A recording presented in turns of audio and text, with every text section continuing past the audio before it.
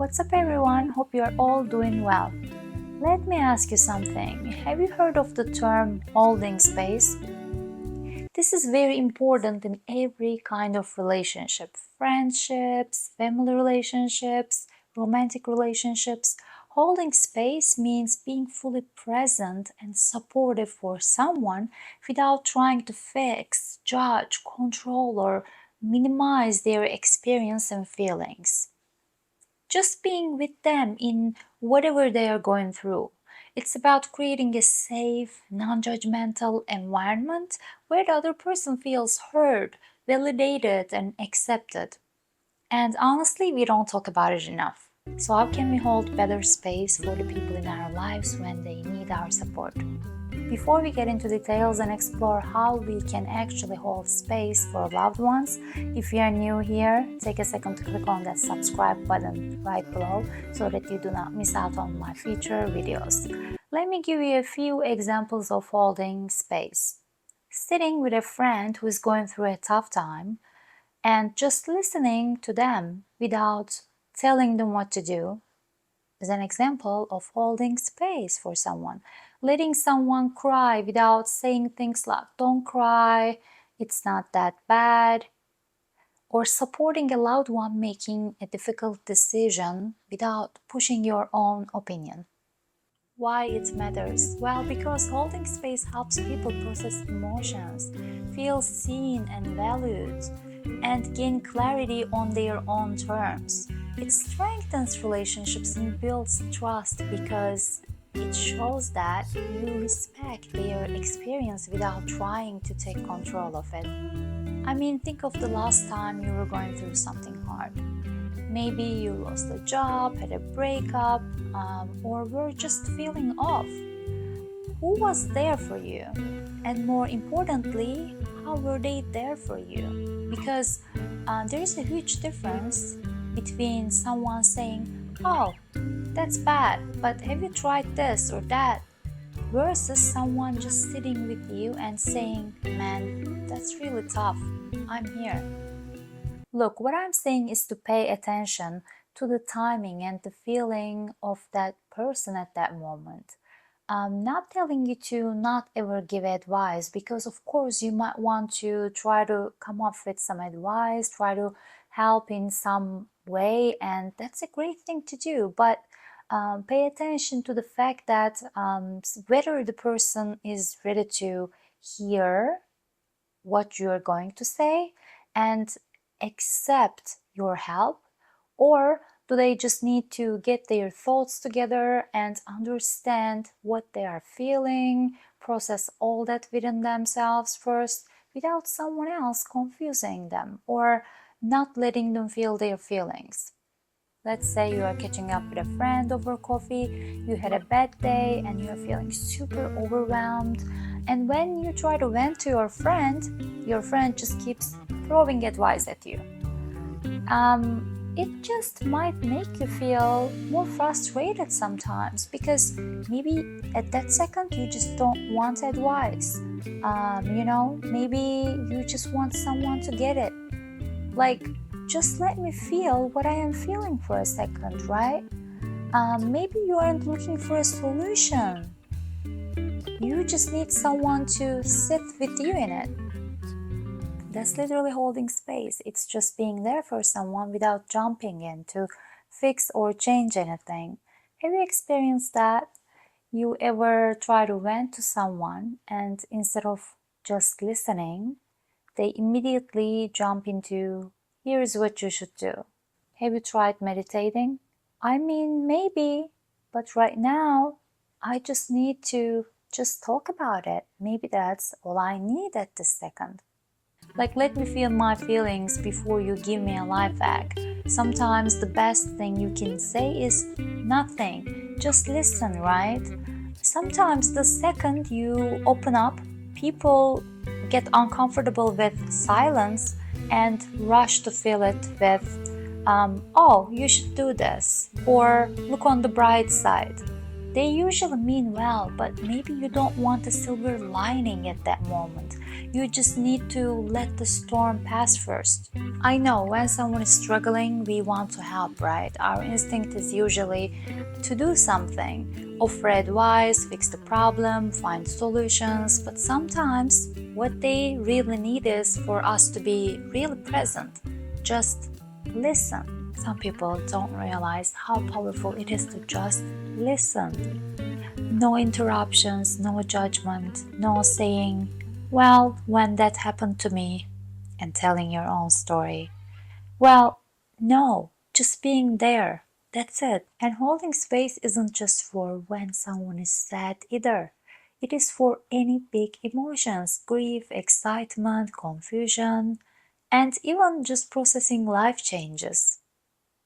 For example, if a friend is telling you about a big decision they are making, and instead of pushing your opinion on them, you just let them talk it out. Or when someone is grieving, and instead of trying to cheer them up, or tell them what they did wrong, what they should pay attention to next time, or why they should not care about it and get over it. Like instead of saying that kind of things, you just sit with them in their sadness and let them feel it. Sometimes the best thing you can say is nothing at all. Just being there speaks louder than words. Holding space isn't about having the right response. It's about creating a safe moment where someone can just be without feeling like they have to explain or justify their emotions. That's really such a burden, having to like explain your emotions or justify your emotions when you're already not feeling great. Think about it. Think about how you handle these situations. Here's a pro tip for you. You could be more intentional about it next time. When someone's venting, you could ask this one question that's a total game changer. Do you want advice, or do you just want me to listen? Have you ever had a friend or someone close to you who directly started judging you without even completely knowing or understanding the story when you broke up with someone? This friend you are sharing your feelings with talks in a very judgmental way without showing empathy. And oh, if I were you, I would have done this or that. I wouldn't have picked that person and dated that person, or I would have handled that completely differently. Could say this kind of things. So you will feel like, well, you're not me, so you can never really know how it feels, what actually happened, why I did what I did, or why I didn't do what I didn't do. So if you're the type of friend who acts like this, don't do that. It is just easy to talk, but who knows what you would do, how you would act if you were actually in that person's shoes, right? And so don't do that. Don't assume things with limited knowledge. If the person is at a stage where they are ready to receive advice, then provide your advice in a friendly manner and friendly, empathetic way, but not in judgmental way. They won't even want to open up to you if you do that, and you won't be helping. So you won't be helping them. They cannot really share their experience, perspective, and feelings comfortably with you when they worry about your reaction. Understand that you're two different individuals, respecting their differences and understanding that those differences may lead them to make different choices than you would do is important. And then there is that friend who just gets it.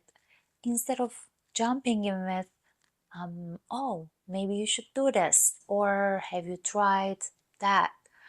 They just listen and let you talk, validate your feelings. And when you pause, they say something like, that sounds really overwhelming. I'm so sorry you're going through that. They don't try to fix you or try to rush you. They are offering their full attention without leading or directing. They just sit with you in the mess, lovingly, giving you a safe space with them to feel your feelings, letting you really tell your story and process your emotions, grieve or cry. That's holding space.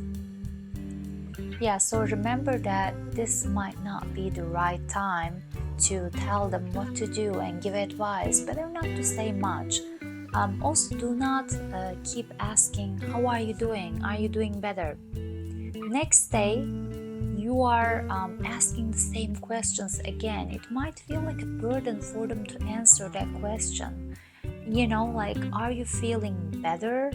Your friend might feel like they have to say that they are feeling better when they actually are not feeling better, because they might feel pressure. They might feel like they have to fulfill your expectations of them feeling better right now.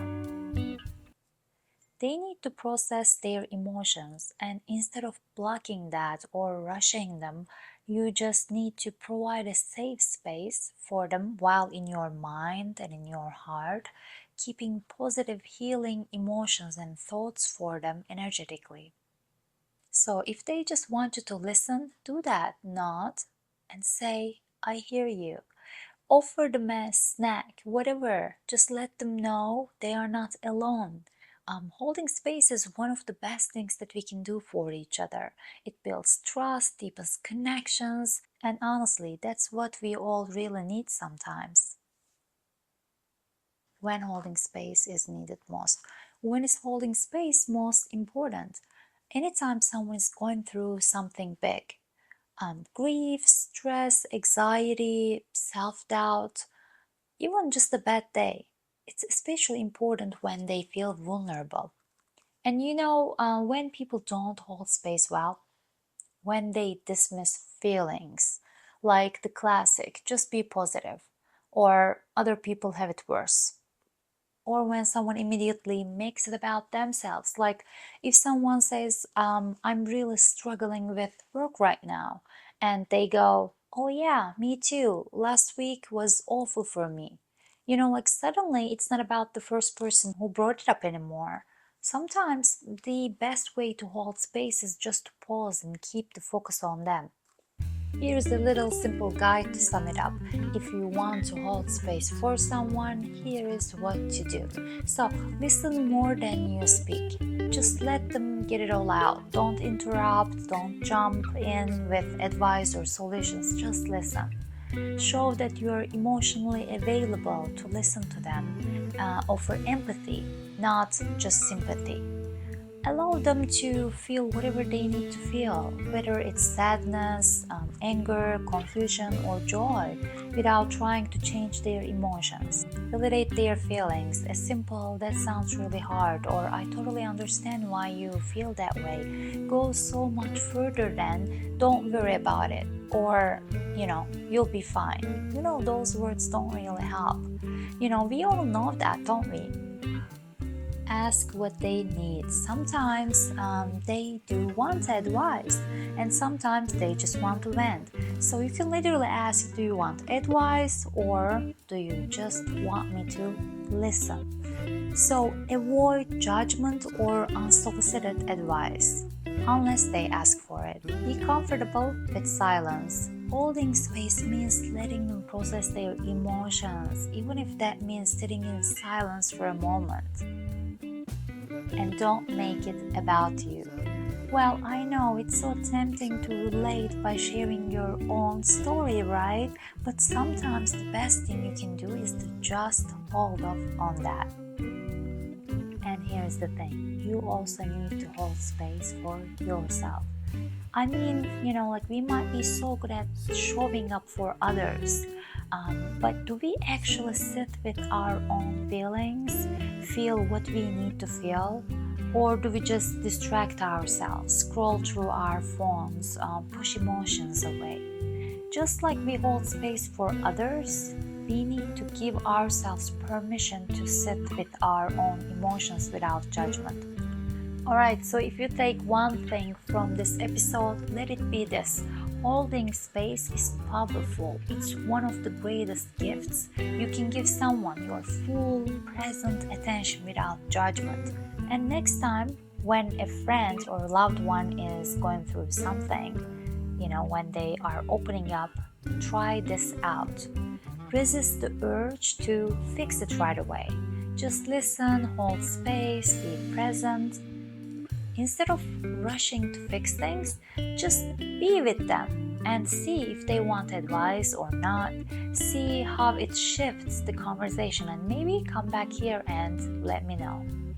And of course, don't forget to hold space for yourself too. Alright, that's it for today. If this video resonated with you, give it a thumbs up to like it and share it with someone who could use this reminder. Maybe even practice holding space for each other. Go out there, be present, be kind, and see you next time.